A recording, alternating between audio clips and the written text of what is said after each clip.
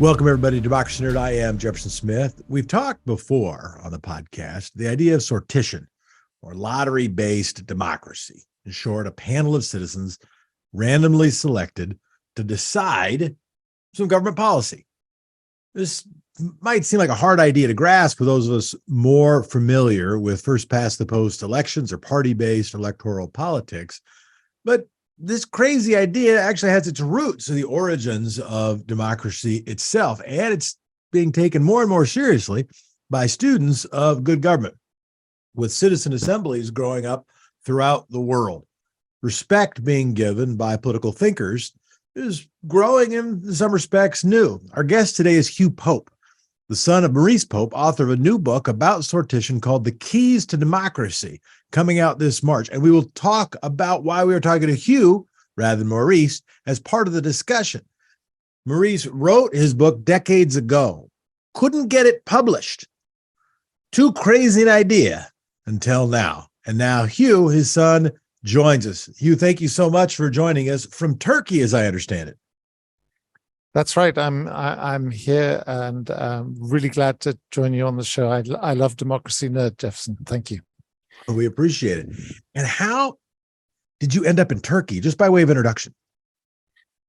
I was an Arabist and Persianist. I spent several years in the Middle East, and then I somehow saw that the entirely oppressive regimes there would probably never lighten up in my lifetime. So I came a little closer to Europe in Turkey and ended up living 30 years here. And I've actually moved back to Europe 7 years ago. So I just have a house here, which I sometimes come to, and I refresh my I love Turkey, but I'm more happy based in Brussels these days. And what comes to mind, because my awareness of global news is too often limited to headlines, what comes to my mind right now is earthquake.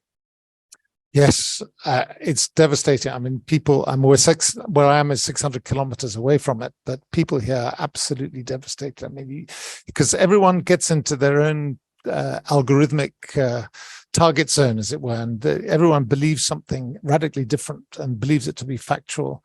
And there's so much misinformation that everyone is confused, angry, upset. And at the same time, there's this amazing mobilization of all the people, all my neighbors. And I was just fixing my car yesterday. The garage owner had driven east 600 kilometers, 400 miles, and in order to bring aid to people, and he stayed there a week with a group of 4x4 owners from the local town.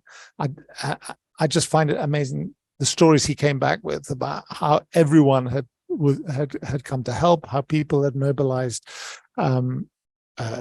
graders, backhoes to lift the rubble. He said, the popular mobilization is extraordinary. And obviously it all comes back to politics and even the way things function in a country like Turkey, where somehow a crisis brings out the best of everyone. It's just normality that people can't deal with. And you could talk about it for hours, but you probably Turkish politics. No, I am fascinated. I've got to follow up though. You said there's lots of disinformation. What are people getting wrong, or what's the most important thing people need to know? I think that most people need to know is that the algorithm is playing you. I mean, I think my friends here are not aware that they are seeing something that's been tailor-made for them, and therefore everything that feeds their particular political preference is persuading them either that the government is doing a fantastic job and couldn't be better, or it's absolutely standing in the way of aid and blocking the efforts of right-minded citizens to do what they think is right. And so you get people having, you can see polarization is just exacerbated by what people are hearing and reading on their phones. Well, it may have seemed oblique, but maybe it's not so odd or at least out of place an introduction to what we're going to talk about. If we're talking about how can people get along, how can people make decisions together, how can people trust their government, how can they have at least some belief that their government is representing the people rather than a coin flip of a chance that their government is supporting something that they are diametrically opposed to too often. I want to get a little bit into the story behind the publication of the book, Keys to Democracy. And, but again, by a little bit of background. So I'm in the tank for sortition, right? Like I now think as I do and not because I lack political views, right? In fact, very much because I have them, not because they are a reflection of them, except to the degree that, we love democracy. But if what we want is a problem-solving government, then we've got to have a government that has some semblance of trust. If we want democracy, then the people have to be to some degree in charge. And I have now seen, as an elected official, as a commentator, as somebody who's written some stuff that that from each angle, as an activist, as a nonprofit leader, and heck, as a business person, from each angle, how much we need to have a process that people can believe in. So we're looking at a sortition, and I love it. I love it. So, and then we come across your family's book, originally written and published decades ago. Rather than me tell the story, not published, Jefferson. Not published. Excuse me. Originally written, and not published. Forgive me. I already got it wrong. So rather than me screwing it up more and stealing your thunder, please tell us the story. Yeah, well, my dad was a classicist, and I can tell from his books from the 70s that he was already really going for the idea of modernizing a version of Athens. He was defending the ancient Athenian way of democracy because it was very unfashionable. You couldn't be a supporter of sortition as a classicist. It was considered very infra dig, as he might have said in his old 60s vocabulary. And the thing is that when he wrote the book, based on decades of reading around the subject, even though he was a successfully published author, translated into several languages, because it wasn't his subject, because no one was talking about it, because no politician could be imagined who would change the constitution of a country to bring in sortition, and frankly, because I think people just thought it was unrealistic and utopian, none of the publishers that published his books would take it. And after a few years, he just put it to one side because he said, I can't keep updating it. I can't keep reading all the political science journals that you have to keep it fresh. And he was getting older, and we used to, I read it at the time, and I teased him now, saying, Dad, what are you thinking? No one's ever going to do this.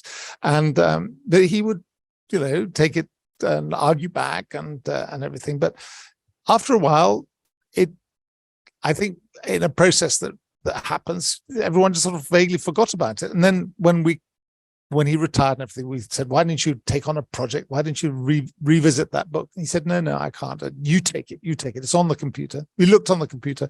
Of course, people don't tell you this, but computers also degrade, and the file was completely corrupted. So we thought it was lost.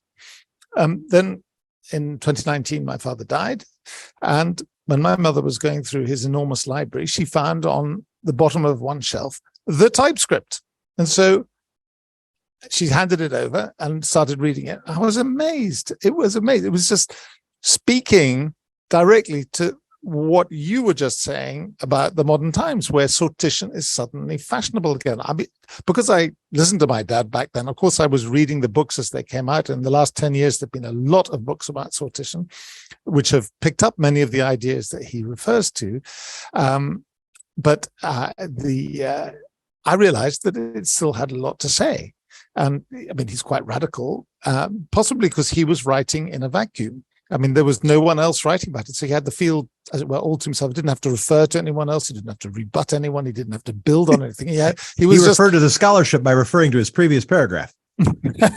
Exactly. Well, normally what, because he was this extraordinary polymath, he would quote ancient philosophers, Roman Caesars, medieval popes, 18th century humanists, 19th century romantic poets, all in the same chapter to buttress his arguments. And so it's almost it's like a distillation of a life's work. But the only challenge as the editor, because I kind of sat down and started editing it, was to make sure that people would all know who he was talking about. So sort of putting in the first names, putting where they came from, what their job was, as it were. And making it easy to understand for a non-polymath. My father was someone who could quote whole books of Virgil off by heart. I don't know. That was the generation that was, right? I mean, they took their education seriously back then. And anyway, so I got a text together, and then I thought, well, obviously I thought no one's going to publish this. We know that. I sent it off to it had already been proven. It had been proven multiple times that I was going to publish it. You had evidence. Yeah. So we sent it off to some of the leaders in sortitional thinking who'd written great books, like Brett Hennig, David van Reybrouck in Belgium. Brett Hennig, whose Sortition Foundation is based in Britain, but he lives in Czechoslovakia, and the Czech Republic, and of course Hélène Landemont in Yale. And I didn't really expect to hear back from anyone, but Brett Hennig wrote back very enthusiastically and said, yes, it's great, definitely worth printing. But Hélène wrote back in three days later and said she'd been blown away by reading the text. I had to print it up, and that if we were going to print it up, she'd write the preface. And thanks to that, really, thanks to her support, we eventually even got a real publisher, one of the leading publishers of philosophy in academic philosophy, Scottish philosophy certainly, and with a series on sortition called Imprint Academic, and they are putting out the book from 7th of March. Well, congratulations! It's fantastic. We are honored to be part of, and at this stage, right, just the pre-release of I want to call it a re-release, but is there a name for this? Is there a name when an unpublished manuscript is then published? It's a posthumous work. Is that it? It's just posthumous work? It's not there's not an active verb? No, unfortunately we can't come back. That's it. We can try and channel, but well, which obviously it's been an extraordinary feeling to be working with a text written by one's father in his prime 30 years ago. It's almost like having a conversation with him. Yeah. And what's even weirder, Jefferson, is that, he predicted so much of what came to pass, as it were. For instance, he says, if you got ordinary people together and gave them the information and the trust and the mandate to do something, an extraordinary energy and zest would be released. Which is absolutely true. If you've attended a citizens' assembly, that's exactly what's happened. A well-organized one has this kind of buzz where you can feel, and I've just spent several weekends following the latest French citizens' assembly on end-of-life issues in Paris, and I'm astonished at the way the organization of groups of about 60 or 180, there's 3 groups of 60 which make up a plenary of 180. And broken up into small groups of deliberation. The way they work is almost exactly as my father suggested at the time. I don't know how he got the idea. And above all, he said one of the early topics that could be usefully attended to by a citizens' assembly, he didn't call them citizens' assembly, he called them panels, is mercy killing. And so there I am at this citizens' assembly, watching people doing roughly what my father imagined would happen 30 years ago. And, this was not a man of the people. This is a guy that loved his books. He sat in his library all day long, and yet he could imagine what was going to happen. So it's a really quite strange, eerie feeling, I have to say sometimes. So your father predicted death panels. Something else resonates to me personally about your story, which is the father-son dynamic, and I'll explain. So my dad, I'll switch it. I'll do it in the order we did this. One of we started an organization, some friends of mine and I started an organization called Honest Elections in Oregon. And it was borrowing off of some work done by Honest Elections in Washington. And they had passed in Seattle a coupon system for publicly financed elections, right? People get their democracy dollars by whatever name, and then they can donate those. And that's a way of directing publicly financed budgets towards elections. And what what was so interesting to me about that is I believe it was in 1972. I might have the year wrong. My dad gave a speech, which I read to the city club here for what, in my mind and in his mind, was a novel idea, right? Which was, and I think he called them democracy bucks. He might have called them something different. And it was essentially precisely the same idea. And the response he got from people was, oh, that's crazy, that's crazy, that's crazy. And it did not happen. And my reaction to him was, you're crazy, you're crazy, you're crazy. You're just my crazy dad. And sure enough, he was just crazy 4 decades early. Mm-hmm. And he was right then, and he's right now. And there's other ways to do it. Low dollar matching systems work pretty well. We've talked about some of these on the air, but I also honor and more than empathize. I appreciate in an emotional way some of what I at least imagine to be your dynamic as you work on the posthumous publication of your dad's work. What changed? And I could answer. I mean, anybody can answer some of this question, but what changed in the 4 decades from the 1980s to today? What shifted? You've talked a little bit about what stayed the same, but what now, other than people just waking up maybe or just seeing the idea, what do you think changed the dynamics that made the publication proposition different now than it was in the 80s? Well, first of all, on the question of ideas, obviously ideas can be had at any time. It's a question of whether they fall on fertile ground, and books about sortition have been written since Aristotle, and so it's all a question of whether the circumstances are propitious. And I think that would answer a bit your question about why now. I think that in the 1980s, people had this belief that this end of history idea wasn't quite end of history in the 80s, but come 89, 90, people felt that what they thought of as democracy, which was in fact what we now see as really an election-based system. There are many kinds of democracies. People use democracy to label many things, and there was a confidence that the West was right and the Western model was right, and no one needed to think about the actual way of government. The Western government way of government is clearly superior, and so the extension of elections to all these former Soviet countries or former Soviet-dominated countries was a natural progression. And of course, election systems are better than theocracies and absolute monarchies. And and universal suffrage is definitely better than how it was in the mid-19th century, when only a few dozen percent or a dozen percent of the people had the vote.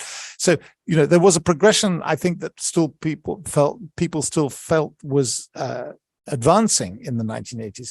But since about 2010, I think that people have lost faith in that. And all the polling companies are finding it. For instance, just Gallup in 2018 found that in OECD countries, only 45% of the citizens trust their government. In the USA, I think that 73% of Americans said they could trust the government in 1958, so 3/4 nearly, and is now in 2018 down to 31%. That's a Pew Research Center and Gallup.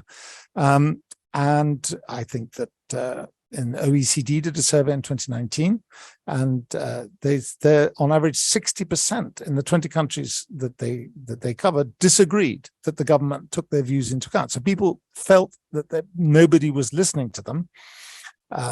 I think in America, you've had appallingly low rates of confidence in Congress. I've seen one figure of 9%, and then you see turnout. I mean, what with the midterms, less than half of the voters came out, and what is fascinating to me is that since getting involved in sortition work, I was, for instance, invited to talk about sortition with the president of the Brussels Parliament. I live in Belgium, and Brussels is one of the federal areas, and there's a parliament. And the president there, Magali Plovy, is experimenting with sortition by not having citizens' assemblies, but by mixing MPs with randomly selected citizens at a ratio, I think, of 1/4 to 3/4. And so when they have a topic that they need to debate, it's done in that committee. And she says she's doing it partly to restore a culture of debate to a parliament, because the multi-party system in Belgium has become so party-dominated that no one discusses anything in parliament anymore, which makes a mockery of the whole idea of elections. And secondly, she said, because we politicians feel that the people don't trust us anymore, we've got to re-engage. We feel that unless we reach out to the citizens, we'll lose the end of the string. We won't be able to catch them again. So Fukuyama says, end of history. There's a sense we've got to figure it out, right? That Hitler and the Soviet Union have been defeated, and now we've got the answer, and there's a few stragglers maybe, but we've got to figure it out. And now it's like, wait, maybe we don't have it figured out. And so there's greater acknowledged need to do more work on figuring it out. And other part of that, we don't, even the word politician seems to mean other. It seems to mean a class of person who almost by definition doesn't represent us, which I think is an unfortunate misunderstanding of the word. But nonetheless, how can we even rebuild the sense that the people who are making decisions in fact represent us? Well, make sure that they do, and do it with arithmetic. I want to talk a little bit about your dad, or have you talk a little bit about your dad. He was a classicist, which is, probably not that dense a term, but, somebody who was involved in the studies of ancient Greece and Rome, as sort of the classical eras. As I understand it, he was a former dean of humanities at the University of Cape Town in South Africa. And then he left. Tell us that story and what happened to him. My father left, like many people in Britain after the Second World War, for somewhere else, because it was so miserable in the United Kingdom after the Second World War. So he went to South Africa and was hired there by the University of Cape Town, and he worked for some 20 years there. He became the dean of the faculty, and at a certain point, the faculty, one of the departments, appointed an African to be a senior lecturer in African studies, and a very well qualified person who really wanted the job. And the university said yes. And then the government got in touch and said, no, you can't do that. We're not allowing people of color to take jobs. And the university, for various reasons of indirect pressure and threats by the government, they said, oh, all right, we won't appoint him. And my father, in a rather impulsive move, heard about this late after it had happened, and immediately resigned on the spot, which was quite dramatic. And then he decided after that, to leave South Africa and go back to Britain. And the reason he gave for doing it was quite simple. He said that once you have a government presiding over the appointment of any academics for any reasons, it's no longer a university. But of course, he was involved intellectually and not as a street activist, but certainly it moved in those circles with the anti-apartheid campaigners of the day. He left and went to Oxford and had to rebuild his career as an independent scholar, which wasn't very easy for him. But I suppose it gave him the freedom to think great thoughts, because we certainly weren't catching up with him. How old were you during all that? 9 years old when we lleft. And what was the impact on you? Quite a wrench. I mean, obviously South Africa for a middle-class white boy was, Cape Town's a beautiful place. I loved it, and the clashes had not started at that point. So then, obviously, at the age of 9, you don't question much about the political environment. So I was mainly, finding yourself in a sort of a beautiful place and ending up in a rather cold, damp place where, I don't know, Britain, I think, it lost its way somewhere. And anyway, I was educated in England. I'm glad of that. And I'm obviously of British English culture, some to a greater or larger extent. But I haven't lived or worked there since I left university.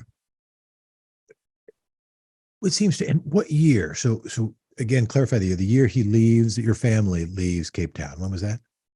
1969. Okay. So he writes this book and doesn't get it published. Mm-hmm. And I am now going to guess, or maybe I should put it in the form of a question, but my form of a guess is, if he had been transferred, if he had not protested white supremacy at the cost of his job, that he would have been in a tenured position at a university. That maybe changes the publication likelihood math. My mother says he was always interested in the subject, so I think he might have come across that subject. But the odd thing is he was interested in all kinds of political systems. He got mostly in trouble in Cape Town is that he used to defend the Ottoman Empire's system of managing minorities, which was allow the minorities great freedoms, which in the South African context obviously made sense of sort of letting, instead of oppressing them and forcing them into geographic areas and giving them complicated paperwork if they wanted to move anywhere, just let them manage themselves, but really manage themselves. I think that was a little bit of a rose-tinted view of Ottoman practice, but he was always thinking about things like that. But I asked something different. I said publication, not writing. It hadn't occurred to me. Maybe he doesn't write the book, right? If he's spending his time mostly as a classicist. But actually what I meant was merely, if he had a perch as a tenured professor, does that change the way the manuscript lands at a publisher's office and make it more likely that the thing gets printed 40 years ago? I don't know. I don't think so. I think that people just couldn't take it. They couldn't handle it, and it is very subversive. Sortition. It is envisaging a system that ultimately removes power from politicians and hands it to the people, and it has to be managed very carefully because, of course, you can't just suddenly go one day from a system where the army and the forces of law and order are controlled by elected politicians to one where you have an untried system that no one knows about, and is not certainly today they're not informed about what it can do and can't do, and people aren't used to it. And so I think now there's a bit of experience of them, you can plausibly say things. But my father's book is still very radical by the standards of the last 10 years. I mean, people have written books, but no one is going as far as my father did, which is to propose that all three branches of government be turned over to sortition-based management. And when he gets to his utopia, there's pretty radical redistribution of wealth, because one of the things that he's very concerned about is the differences in the inequality that in his imagined utopia, which is a community that starts in Antarctica and moves to New Zealand after a nuclear holocaust that has wiped out the rest of the world. It's very radical, isn't it? And the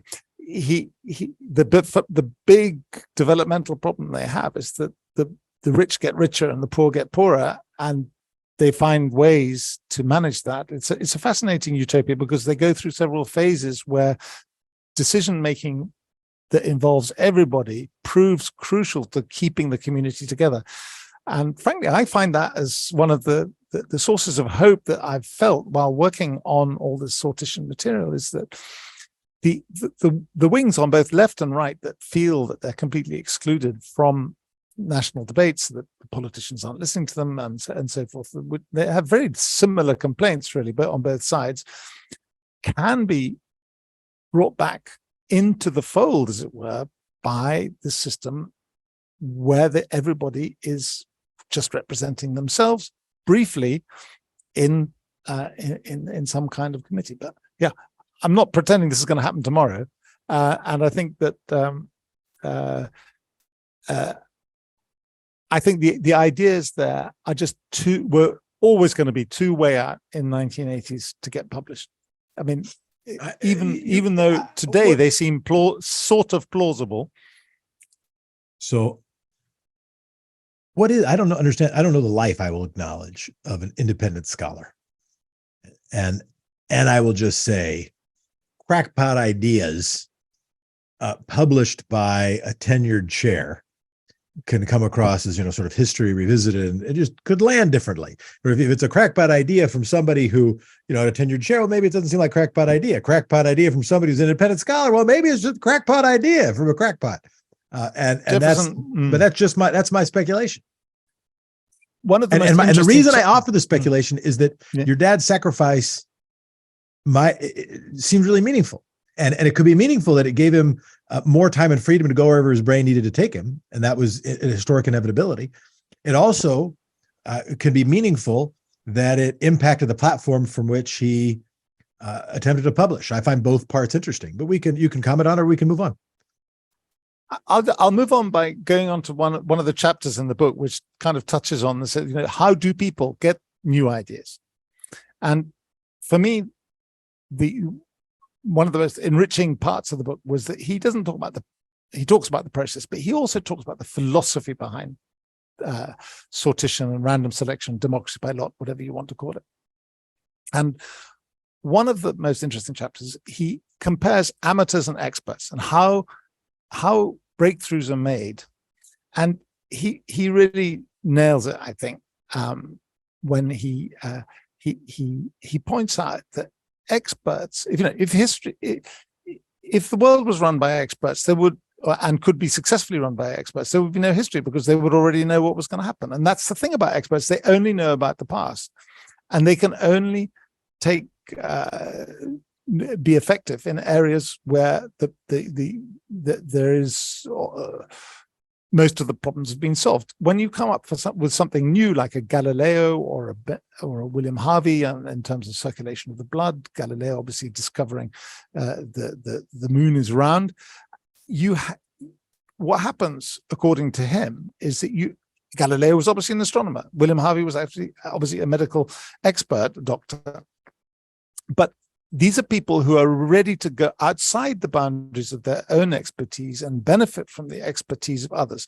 And if you ask me, my father, who was also quite a good mathematician and also had read very widely and published very widely about Shakespeare, about medieval medicine, about other things, I think that those other channels that his independent scholarship forced him into enriched him in a way that he could see that, gosh, I can put this puzzle together in a new, different way, and it makes a lot more sense to me. Obviously, he didn't convince people in his own lifetime, but actually the world caught up with him, it wasn't catching up with him because he hadn't published, but caught up with these ideas. And now they are, it's niche, but it's respected, at least. No, it's fascinating. And when I was hunting for a word, like normally the posthumous publication, it tends to be somewhat recent, right? It tends to be like, oh, we're almost done, and so we'll finish it for them, right? It's like they had some post-production work to do. There was some editing that had to be done. They wanted to finish one song, right? And they fell ill. And this is not that, it's different. But I want to not just fix it, and then I want to talk about you and your own experiences as an advocate for sortition. You have a blog, hughpope.com. You document the efforts of citizen assemblies around the world. What is your experience been? You've been involved in those assemblies strictly as an observer, sometimes as a participant. Talk about your experience.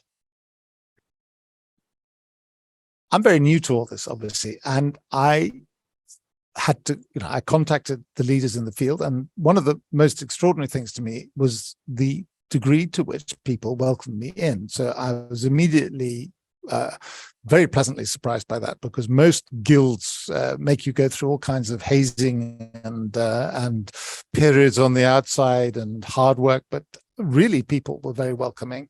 And so that encouraged me to go in further and to start. For instance, I went to a kind of sortition school which was organized by a group of enthusiasts, and listened to to me, the great gods of the sortition world today. Talk about their experiences, including insights like one of the big differences that you immediately find when you attend a citizens' assembly, which I now have, and which they talked about in the school, was how the citizens are on kind of best behavior. They really feel proud that they're doing their civic duty, and you can feel it. It's almost tangible. And what they talked about it in the school, they said this is called the best behavior. And the trouble with this best behavior is that people can't keep it up if the system is professionalized. So the thing about random selection that I think most people on the outside think about it is that, okay, so you have a president. So instead of having the president, you randomly select any sort of Joe Bloggs to come in and be the president. It's not like that at all. You have to change the whole system to get a proper decision-making process in train. And one of the key elements of that decision-making process is that it has to harvest that civic duty, that goodwill that you can feel among the citizens. So that's definitely one thing I've learned about it. Another thing is how, and this I'm talking about the Citizens' Assembly about end-of-life issues in Paris, which, by the way, was briefed by an expert from Oregon, very interestingly, because you and are pioneers in the United States in that area too, I have now learned. But so the first weekend that the participants gathered, people were very tentative, not at all sure of what was going to happen, very proud that they were there, determined to make it work, but not knowing anything about the subject and feeling very much like greenhorns. And then I watched them and last time I was there was the fifth weekend. And the level to which people had become confident was extraordinary. It was the result of having listened to lots of experts and realizing that the experts simply don't agree. Anybody can see that, because they have to explain themselves to 185 ordinary people that represent the full diversity of France. So they have to make everything accessible and intelligible. And I think they rise to the occasion. They were very impressive expert briefings, but with completely opposite points of view. You can assist suicide at the end of life, or you can't. These are two radically different approaches. And so the citizens then saw that they had a job to do to find out how to manage the change that the government wants them to propose to the French law. And I have to say that the last debate that I was sitting in, people were really debating. These were just ordinary people who just 2 months ago would hardly raise their voices, were sitting there and making their points with eloquence and clarity. And I thought that was amazing, and really gave me faith that ordinary people can do the job with, obviously, the right organization, the right support, the right facilitation. Even the use of graphic art helps. I mean, there's lots of things you can do to help people, but they can do it. Ordinary people can do it. Best behavior point I want to return to. Mm-hmm. I was sharing with a friend of mine who purports to be a lover of democracy as well. And he said, well, Jeff, the thing I don't like to admit all the time is that I'm an elitist. I think there is a role, that's a dirty word, but I believe there is a role for elites, for people who are really good at what they do. And that includes policymaking. And this cuts against my best sense of the value of elitism. And given that we were having a porch conversation and not a televised debate, I didn't have to whack him across the brain with his defense of elitism. It was a safe space to share that view, and it's a legitimate view, right? Very often people would say, "Well, why? But if I'm gonna have surgery performed on me, I'm not gonna do it by lottery." And who is to say that climate policy is less important than surgery? And I could pick any number of dozens of talking points to essentially make the same somewhat clumsy argument. The best behavior point flips that. It says, no, it's not merely what score you got on a test as a school child.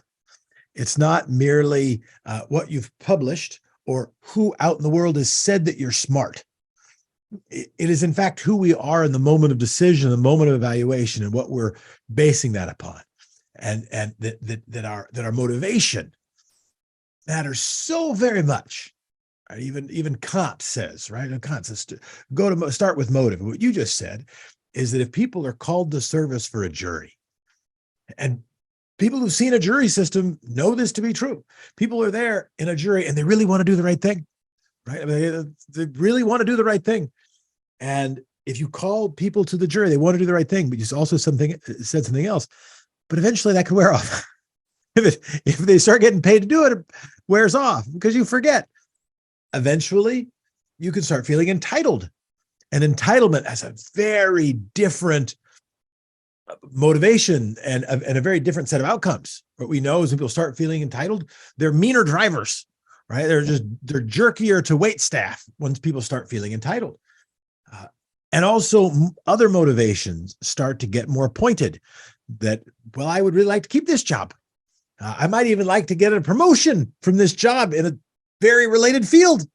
Exactly. And here are the people who seem to have a lot of influence over who will get that job and that I might want to keep or get. And then you also start listening to those people, and their views, to be clear, are motivated. Those views are motivated because it's their job to have that view, or they were hired because they had that view. So I think that expertise, sorry, Jefferson, I think that expertise argument, you're quite right. You put your finger on one of the main fears of people about sortition, that they're going to be run by amateurs. Now, I have one of the more interesting points my father makes in his book. It may be a common philosophical, but it was new to me. Is the difference between a team and a community. A team is focused on a goal temporarily to achieve an object, to fly a plane from Portland to Seattle and get that job done. And then there will be a new team to fly the plane back. And it's completely different from taking an ethical, moral decision, which requires a balancing of different segments of the population. And those kind of decisions are related to a community. And teams are normally pretty small, and teams can turn into organizations, which are kind of midway point where you it's like a job where at least for the first period, it may feel like a team, but it gradually turns into an organization. And sometimes it can even turn into something close to a community. After you've worked in the same place for 30 years, you probably feel like you're part of a community. And it's a different set of circumstances. And when you come to a country where you live, 95% of the people are born into it. They never asked to be French or American, but they are that, and therefore they have a natural right to everything that happens there. And so in terms of teamwork, like flying planes, piloting ships, these are skills and expertise you absolutely need. And of course, in the organizational area, a sortition-based system would appoint a director of a water company or to run it. And then the director would report back after a year and say, this is what I did. Is this okay? And the committee of citizens would say, yeah, looks fine. Carry on or have a new one.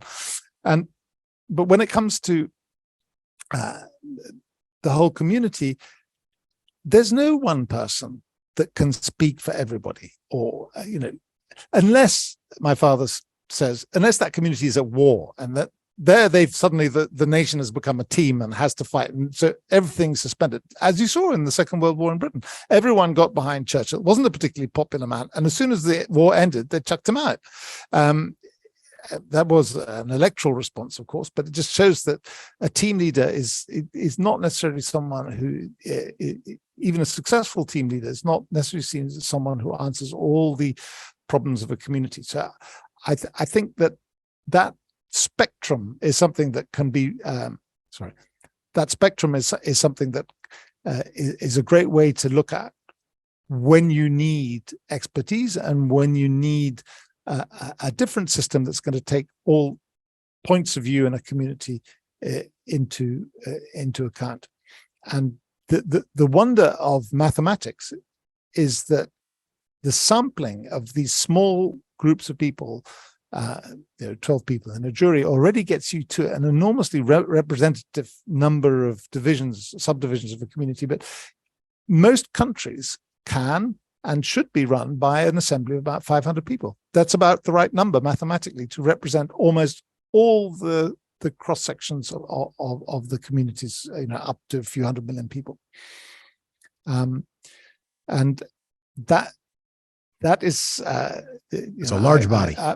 It's a large body, and actually towards the end of the book, my father says, well, actually, if you think about it, people think that the larger the amount of people, the more useful it would be to have a single person in charge, a great president or a monarch or something like that. But in fact, in ancient Greece, at least, it was seen that the smaller bodies of people could have kings. And in some Greek cities, they had 2 or 3 kings. It was really rather weirdly. And as you get into bigger groups of people, in fact, theoretically anyway, the validity of the sortition argument works. And if you go up to the scale of the whole world, where indisputably we are all part of the community of human beings, you could theoretically, with a body of 6,000 or 7,000 people, probably half the size of the annual American Dentists Conference, I don't know, but you could be representing everybody to a decent degree with 6,000 or 7,000 people. And that might be a first step to not world government, but at least a way of putting all the humans on the world in one place. It's a fascinating idea, and that's what I love about it. I mean, this may not happen tomorrow, Jefferson, I know, but when you think of how dysfunctional the UN is and how we're expected to respect it and deal with it because it's all we have, I think it's interesting to think about new ideas about how things could be. I find this whole argument that democracy, and that famous Churchillian quote, is all forms of democracy is the worst form of government except for all the other forms of government that have been invented. I find that a terribly uninspiring motto. I think we should have something a little bit more. No, and if the Allies had lost World War II, it would not be a famous quote. That's true. Somehow I think that the other side was not on a winning streak in that war. I think that they were anyway. So, given that, or at least with that as a jumping off point or as a transition point, where do we think, if we think, okay, we want representation, and finding this, you didn't use the word balance, but between the various interests, including representation, including best behavior, which is a big one. In fact, I think lots of people would say a fundamental challenge of Congress is that there are layers of not just voters, but media and lobbyists, and now billions of dollars that are again motivated, political parties, etc., between finding the best answer and the brain and communication of the people, conversations of people that are making those decisions. And if we balance those interests of best behavior and expertise and representation, those are at least 3 interests. And if we also say that getting to a 500-person lottery-based unicameral or bicameral legislative set of chambers in the United States or in some other country feels like it's not going to happen in the next several months, then what are the places that you think are the most sensible for applying citizen assemblies now? Either the ones that you've seen, you've talked about death and dying. What are other areas where you think that it feels ripe, where the ground is fertile, to use your word, to enact panels now, citizen assemblies now? You're quite right. The establishment does not want to let go. There is so much riding on this, and they get to decide. Yeah, they do get to decide. But there are not ballot initiatives, citizen-led ballot initiatives for nationwide in most countries, right? So this could happen locally. It could happen state by state. It could happen at the margins. But where do you think it can happen? Well, as I mentioned before, in a little place like Brussels, where it's a bit like a petri dish. It's not. This is not a major world power, but a politician there sees that they're losing the plot, and so is is reaching out to randomly selected citizens to try and reinforce their legitimacy and credibility. I see that as a really interesting development. The Bundestag in Germany, a successful country, has also commissioned now 3 citizens' assemblies to look into topics over the next few years that are yet to be decided. It's all very new, but it's happening. The convention in Paris that I've been attending on the end of life, it's the second one. There was one on climate. There will be others, I'm sure. They are very good at organizing them, and they are coming up with actionable ideas. The climate conference was initially thought to have been something of a failure because only 10% of the 149 proposals of the convention were actually carried out in the short term. But actually, the thinking that was developed in that convention has actually moved into the legislature by the back door. People are adopting suggestions they made. It's it's seen as much more of a success now. And my own country of origin, Britain, look at the House of Lords. I mean, there's nearly 800 people there, and they are pure representatives of the elite. 90 of them, or 92 of them actually, are born aristocrats. Then you have the archbishops, and then you have the law lords, and then you have the famous people, and then you have the rich people who've given money to parties. But the one thing that keeps them, they're all on the same page on, is they're all members of the ruling class, the elite, and no one knows what they do. There is a movement now to change that into some kind of representative, randomly selected chamber. As I said, though, that's an interesting priority. But you can't do it. I hate the House of Lords more than I hate the monarchy. Yes, exactly. Because at least the monarchy gives me fun stories, right? At least like my wife can listen to the audiobook Spare, right? Which means I listen to a few minutes of it here and there in the kitchen. It gives all kinds of grocery store tabloid headlines. I mean, at least the House of Lords, all I have, all I hear about it is contempt. It's very difficult. And the thing is, though, you can't just replace it with randomly selected people, because then they will become the elite. If you don't have a new system of rotation and to maintain that sense of civic duty towards the issues of the day, otherwise there's no point in doing it. You might as well just leave it with the people who've got it. I mean, you have to somehow carry through or believe in what you're doing. And well, that's actually, and I misstated my question because I said where. And you gave a helpful example, sort of geographic examples. Mm-hmm. And embedded within that, got a different kind of where, which is under what circumstances. And you said, well, maybe ad hoc topics, right? You impanel a jury, you impanel a panel, you impanel for now, the assembly to do so. I'm also interested in the question of where, in terms of around what topic. Are there kinds of topics, are there categories of decision that make particular sense where there's been more demonstrated success?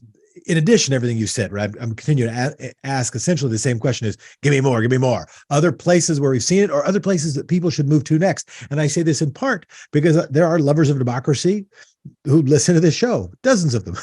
And my hope is that some of them will push in their own town, right? Because it might be, when you do the House of Lords, for instance, like, okay, we'll have random lords now. And well, they'll get just as entitled as the others without, generations of learning how to deal with it. So you have to build a different system. So as we think about the next system, moving beyond ad hoc, are there, or how do you systemize ad hoc? Under what hocs should be added?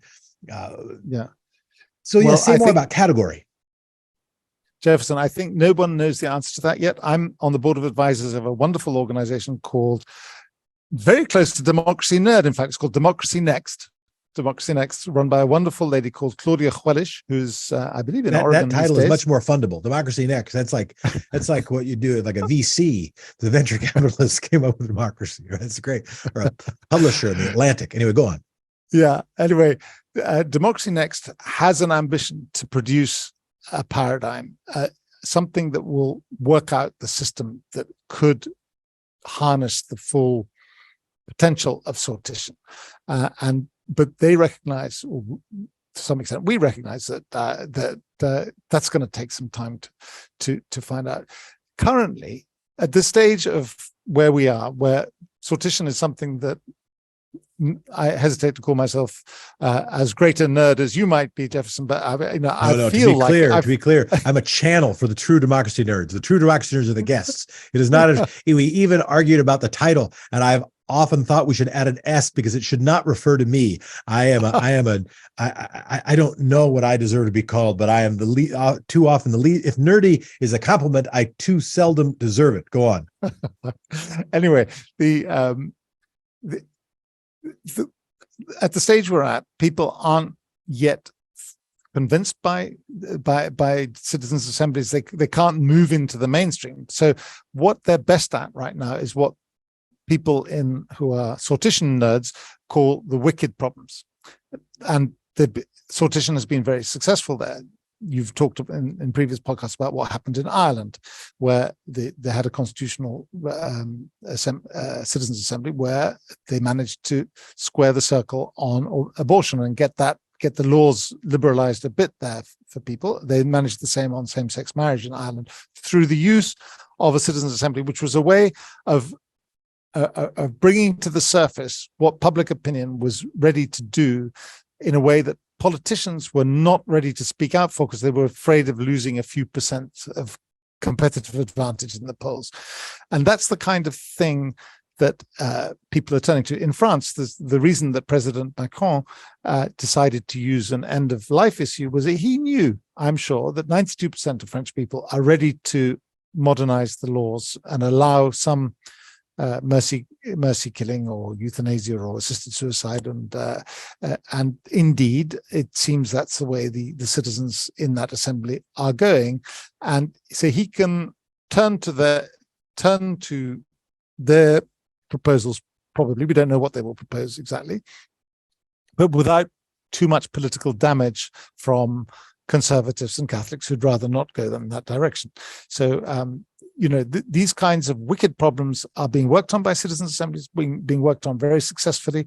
The challenge for the citizens' assembly movements or the sortition movement is to make other people hear about it and understand it, because those who attend one are miraculously changed. For instance, the group that attended the 150 people who joined the French Climate Convention have continued into the hereafter as a kind of civil society organization, and called the 150, of whom about half apparently are really active, and I think about 1 in 5 of them has actually gone into political activism as a result of having exposure to real information and deliberation and decision making.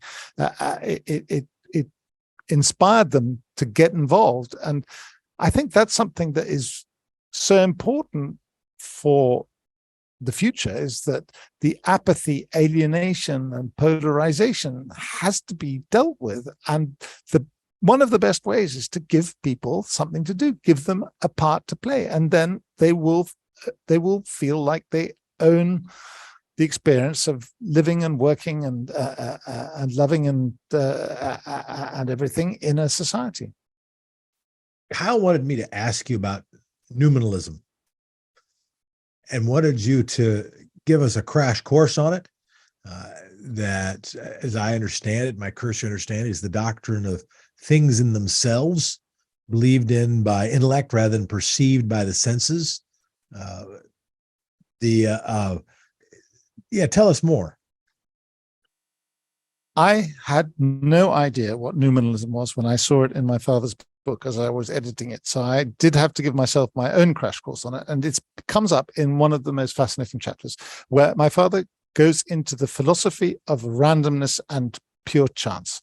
Why should we believe in pure chance? I think it's a great question. And he starts off by pointing out that pure chance has actually huge uses in science. In physics, when you make an astronomer's mirror, when you polish it, you have to have a random pattern. Otherwise, it will not give an accurate view of the stars. In medicine, when you're making artificial linings for arteries, they have to be randomly patterned. Otherwise, they won't work. and in the propagation of a species. They will not be perfectly propagated unless you have perfect randomness in the mating and breeding. So randomness has a place in our lives that's scientific, but even before we get to the philosophy of things. Nominalism is another way of talking about what Plato argued for. And I'm probably grossly oversimplifying, but I think Plato could be said to have believed that there was a truth, and people could know it, and the people who knew it should be in charge, basically. And they are the polar opposite of the Epicureans, who favor randomness. And the followers of Plato, according to my father's book, because I am not a specialist in this, they support the idea that that because only some can have full knowledge, that it's better to have an autocracy. And according to my father, again, in the numinalist picture of things, it's those people who matter. And the lives of the many have no real value except as instruments to execute the designs of those leaders. Now, in the Epicurean side of things, there is no truth. That's my Seinfeld not very good impression of his contempt for authoritarians. Go on. Yeah. So for the Epicureans, they have an idea of the universe which is even weirder than the Platonic one at first, when you think about it, which is this huge curtain of atoms falling through space in one line, and then suddenly a butterfly's wing in the forest flaps, or for some reason the atom diverts and something happens, and it's all random. And they also believe that everyone's linked, that there's no brain without a body, and that all the members of a society contribute each a little to its total life. And therefore, if you link that also with the management of knowledge, where the management of a knowledge in an autocracy is just one person, and the opinions can only be roughly sort of trying to predict what that autocrat is going to do, and then you come over all the way to democracy, where public opinion is the driver of what gets done. And in democracy, I mean sortitional democracy, because this kind of electoral democracy that we have, that produces oligarchies. And there you probably have informed opinion, right? At least according to my father's scheme of things. And the question of who's right or wrong has never been really nailed down, but it's clear that autocrats like Plato and Democrats, people who want to hand over to ordinary people, are Epicureans. And in the end, the way my father puts it is that there is not a fact in the world that can be called certain in an absolute sense, only in terms of probability. And the only measuring rod of probability is chance. And so he hands the argument to the Epicureans, and does not believe that there is one perfect truth that is that needs a temple load of priests to interpret it. He wants the ordinary people to be the arbiters of their own affairs and to all work together. Yeah. So that is it that randomness gets better answers, or is it randomness is more fundamentally justifiable? Is it an argument of merit, or is it an argument rather of result, or is it an argument more of intrinsic value and legitimacy derived therefrom? One of the most important bedrocks of sortition is the mathematical side of it. And that's one of the reasons that one of the radical things that my father has in the book is that he insists that if people move to a full system of sortition, it has to be mandatory. You can't have the current scheme of things where it's voluntary and only 10, 15, maximum 20% of the people who are invited to join come. Of course, once they're invited, they're once again stratified. People try and make it representative of the community, and it's very good. It's very diverse. It looks right, but it's still not the mathematically perfect formula for getting the best representativity, and the representativity is what gives you the best decisions that take everybody into account. However, the other interesting maths is that if you have a large number of people and you give them only a very slightly better chance of being right half the time, you very soon get a situation that if you have a consensual result, which is the very interesting thing about citizens' assemblies, is that they will seek a consensus. They're looking for 75, 85% of people agreeing. And if there's no agreement on that, then you just put it to one side. Now, I'm hesitating a bit because the mathematics of that is somewhat contested, but at least it is, according to some experts, you can prove that a group of people can make a very good decision. And the reason that I'm hesitating is that there's also a counter argument that groups can be swayed by very persuasive people. And that happened even in Athens. You had orators who could sweep the assembly off its feet and get them to declare war at a crazy time, which of course no elected politician would ever do, right?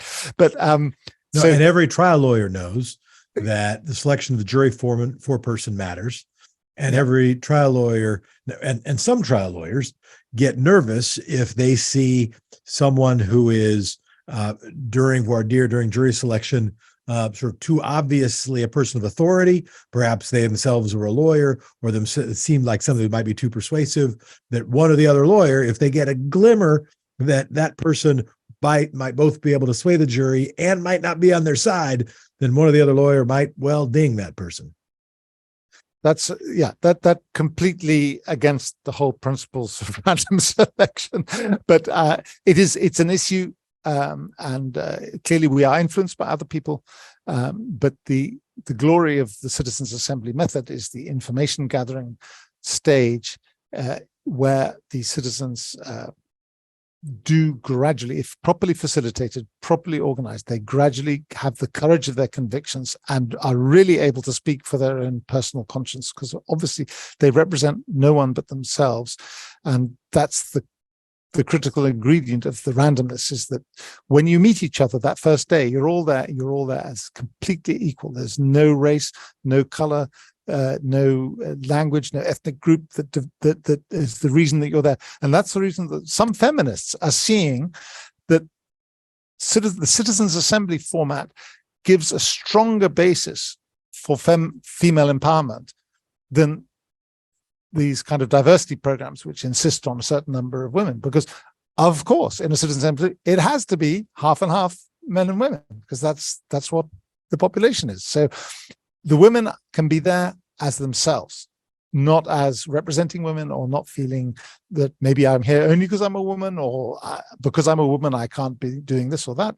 So there's a lot of benefits like that.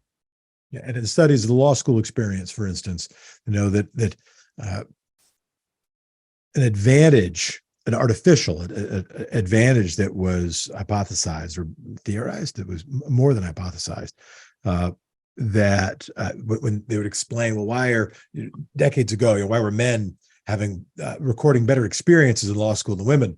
One of the answers was because they had louder voices. Because when there was a Socratic method where you had to speak out, and in the words of the film Paper Chase, fill the room with your intelligence, that if it was harder for you to fill the room because your average weight was lower, or because you'd been trained socially to be a little quieter, then that could generate stress and impact one's experience and maybe even one's performance. That if we can have a system that is based on, that actually represents humanity, it lends itself, it has strong arguments for it. Kyle had another question. Kyle is our producer. Your father asks if sortition is noble or base. How would a numinalist answer that question? Lottery seems maybe perhaps the least respectable of activities. No, numinalists don't like democracy. I mean, Plato hated democracy, and the whole idea that you hand over power to inexpert people is anathema to them, and therefore definitely a nominalist would think of democracy in the proper Greek sense of the word, of randomly selected citizens running the country or the city. They would definitely say it's base. Yes, that I'm pretty sure is the answer. He says with the lack of entire conviction.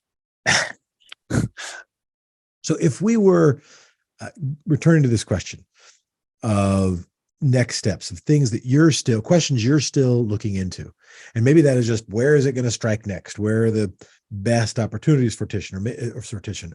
Maybe those questions are who are key allies? Maybe those questions are what are elements of the process that still need to be figured out? You mentioned that, well, good facilitation, we know, is important. You have to make sure the person with the loudest voice who is selected is not the person who runs all of the discussion.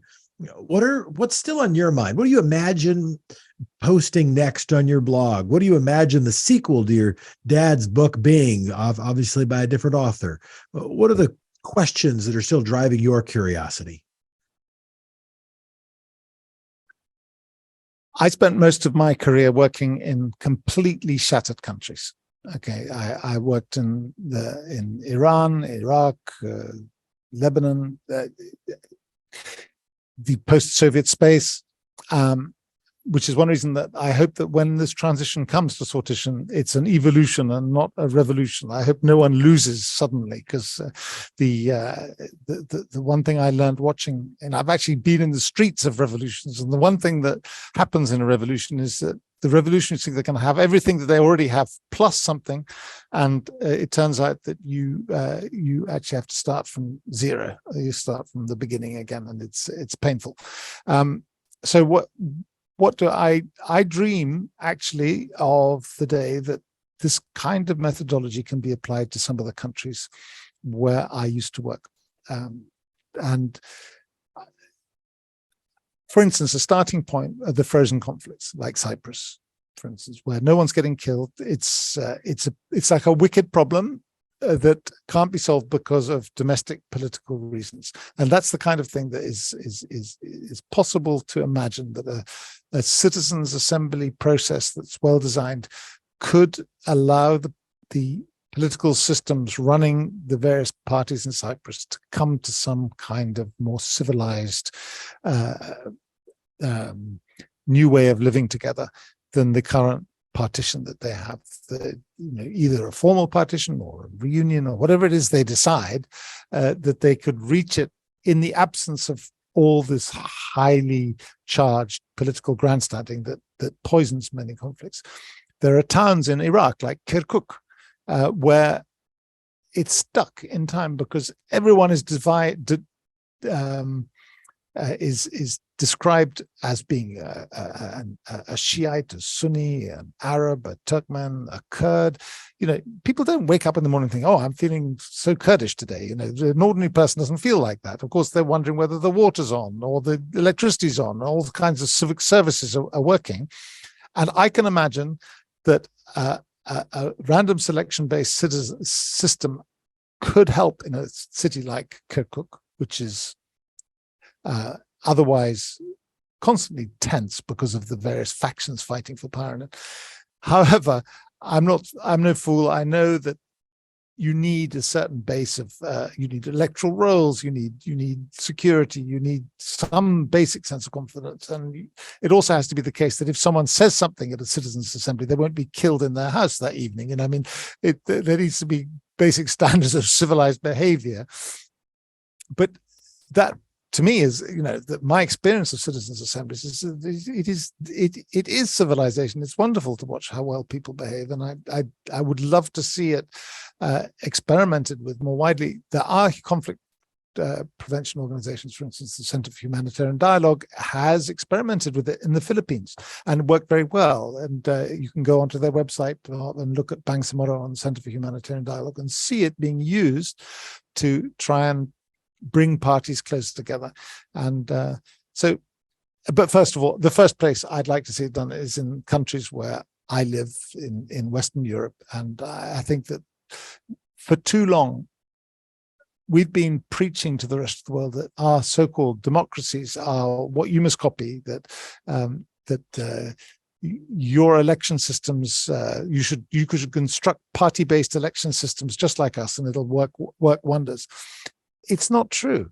And I mean, I worked for a conflict prevention organization, and I remember looking one year, I was really puzzling about it. This is before I became very fascinated by sortition, and I noticed that 1/3 of the reports we were writing were either about pre-election violence, violence during elections, and violence after elections. I began to think, well, hang on, we keep preaching that elections are what's going to fix your problem, but maybe we're wrong.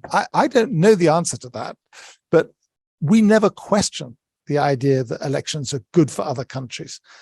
And fascinatingly, this in the London Review of Books, very good writer from Africa, Mali, was making the point that actually in my country, one person, one vote makes no sense. And it has not helped us one bit. And Mali is, of course, on its knees after its colonial and post-colonial experience and the current violence. And according to her, anyway, elections were part of the problem. And I would love a world in which we had an alternative. Maybe elections are good for some things, I don't know, but I definitely know that they're not the only answer, and they've certainly messed some places up. The way that a simple majority even can dictate to a large minority, it's just wrong. You have to find a better way to take decisions. Look at Britain. 52% of the country voted to leave the European Union, which is clearly a huge step to take, against the will of 48%, the passionately held opinions of 48%. What kind of decision-taking mechanism is that? And the same would happen in Britain between Scotland and England. You had a situation where it was 55-45. But how can you force through an epical decision with 45% of the population not agreeing with it? It's wrong. So that's a referendum. These are referendums there, which is a kind of direct democracy. But you were talking earlier about what are the kind of uses of citizens' assemblies, and many citizens' assemblies actually recommend referendums. But the key thing in all these is, what question are you asking, and are people informed about it? And that's I mean, at least with a citizens' assembly, you have a very high level of knowledge when people make their proposals.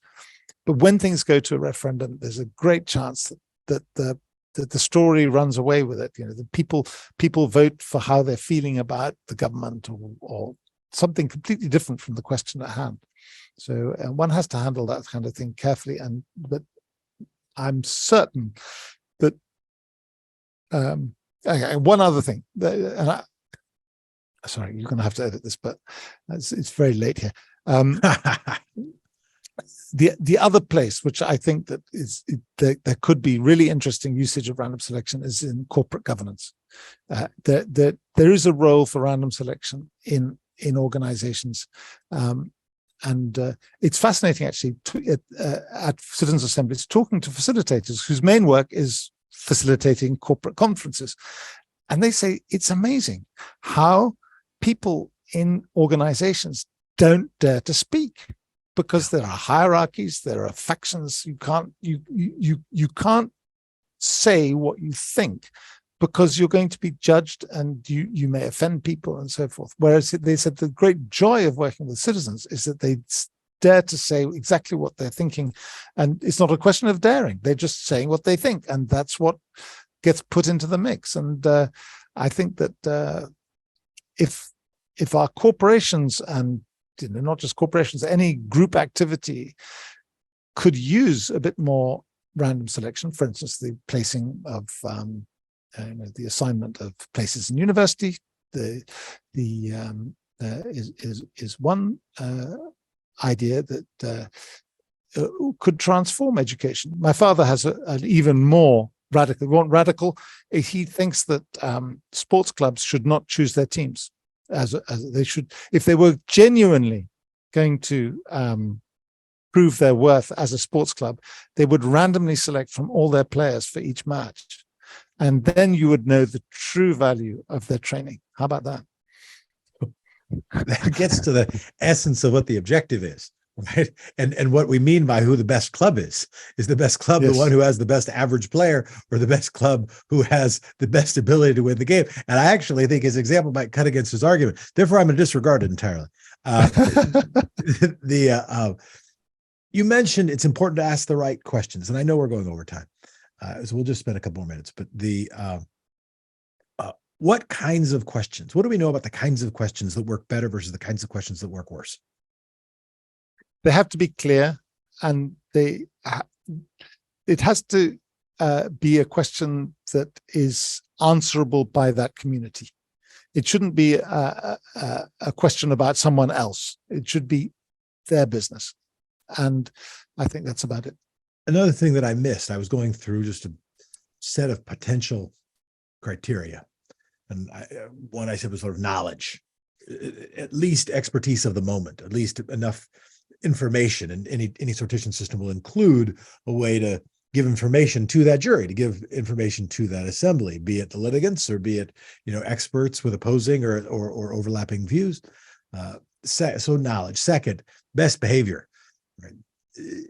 As clear as we can be, as separate as we can be from corruption or undue influence or intra-elite competition. Another that I didn't say was dialogue, consideration, right? The ability to grapple with the question and actually get to it and make sure that dialogue, that facilitation, that consideration, that sober second sense is not merely dictated by the loudest marketing campaign or the loudest micro-marketing campaign within the four walls of that citizen assembly. You've talked and we've talked about representation, including rotation. Another is legitimacy. That an argument that right now elections have, and it's the argument against, is legitimacy. Well, that person was elected. I don't know if we got it right, but at least we made the decision. Let's move on to the next thing. We can form a government and we can make certain further decisions. And you said the best way to build legitimacy for sortition is for people to do it and see it, because once they do, it's transformative, because they realize, wait a minute, all these people in the best behavior, it kind of works. And wow, that works at least as well as I see when people are elected to do it. What any other extra governmental contexts, setting aside sports clubs, for instance, although for my Portland Trailblazers, random selection might be mildly useful. Take anything we can get. If we're under 500, anything that might keep, Steph Curry off the court, might be good for my team. So any extra governmental context that could work. Well, this one is a bit governmental, but it has been discussed that, for instance, the standoff that you have about the US Supreme Court could be partially solved by choosing a group of people, all of whom are qualified to be a Supreme Justice, and then choosing the person by random selection. And by the way, that is how so I've clerked for the Court of Appeals, the Federal Court of Appeals, and that is how Court of Appeals panels are selected, of course, right? Unless the entire court is doing. Normally, it's a 3-judge panel, and that is done randomly. And of course, the randomness, who the judges you get matter. But if you were taking from across Article 3 judges and picking 12 or picking 13 or picking whatever number you wanted, that it could be that it could work. I know it's 9 currently. Another very interesting use of random selection has been trialed by the French armed forces. They, since the 1960s, actually, until today, they use a system of random selection from the ranks, a certain number from each rank, to come together to make recommendations about their internal governance and the rates of pay and conditions and things.